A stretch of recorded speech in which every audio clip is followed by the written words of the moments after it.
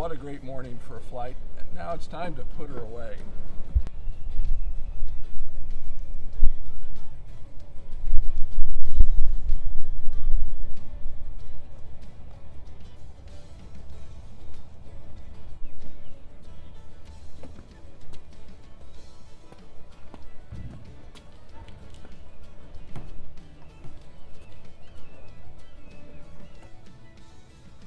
I'm Chris Schenck, and most of you know me as the State Fire Program Leader in the Wildlife Division.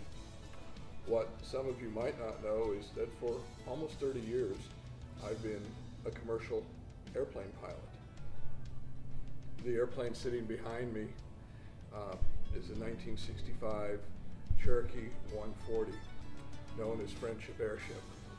My wife and I are co-owners of it, and this airplane has provided us with many joyful hours and opportunities to share aviation with young people and older folks that we meet all along life's way. Over my federal career, I had lots of different opportunities to progress in positions in fire and aviation management, starting as a member of a helitech crew, becoming a helicopter repeller, then eventually a helicopter captain. One of my coolest jobs was probably the 5 years I spent in Alaska as a helicopter manager.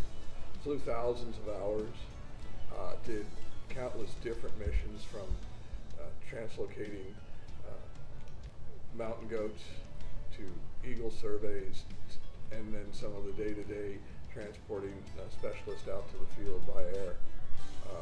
I got the flight bug there, and that's why I kind of eventually became a pilot myself. And to say that I have a passion for aviation would be probably a gross understatement. In addition to that job experience that was outstanding, training opportunities were great for me. Obviously, my flight ratings that I did over 3 years of time in Prescott, Arizona were fun and challenging, and eventually becoming a commercial pilot was a real thrill for me. Additionally, the agencies I've worked for have put me through agency aviation training. Probably the capstone of that was getting the Certificate of Aviation Safety, Security, and Accident Investigation from Embry-Riddle Aeronautical University.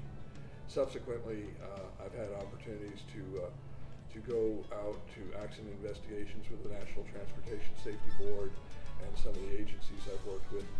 Those are sobering experiences, but they teach us a great deal.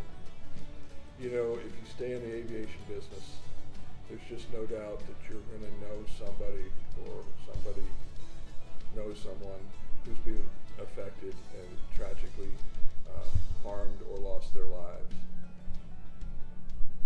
Texas Parks and Wildlife is no stranger to such a tragedy. In August of 2020, the most unthinkable tragedy occurred, and that was a fatality helicopter accident that took the lives of 3 of our brightest and best colleagues, and they'll never be forgotten. One of my resolves when I see such a thing is to redouble my efforts to help focus on how I can help my fellow co-workers manage risk better. And so that's really the theme and the purpose of this series of videos. So aviation in itself is not inherently dangerous, but lapses in ability, judgment, and decision making are extremely unforgiving. So one of my goals as we progress in this series of videos is to help fellow staff learn more about aviation risk management, learn about aviation equipment, and ways that we can look for the best results when we're out flying. The mission is still very critical and very important, and it needs to get done. But we need to do it in a way that we have the best result. A lot of what I'll probably share will be some of my opinions formed over many years.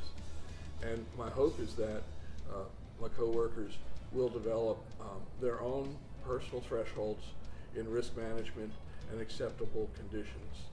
They're all going to be a little bit different, but they're important. Aviation has a lot of catchy terms and interesting anecdotes, but when we leave our friends in aviation, a most common kind greeting is to say, fair skies and tailwinds, my friend, until we meet again.